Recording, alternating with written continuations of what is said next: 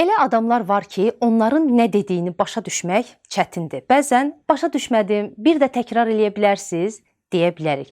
Amma bu, qarşımızdakının xətrinə dəyə bilər. Axı hər cümlədə bunu deməkdə bizi yorar.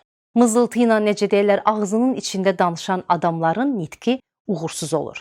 Danışarkən başa düşülməmənin səbəblərindən biri ağız-çənə tənbəlliyidir. Bu, passivlikdən yaranır və məşqlərlə həll edilə bilər.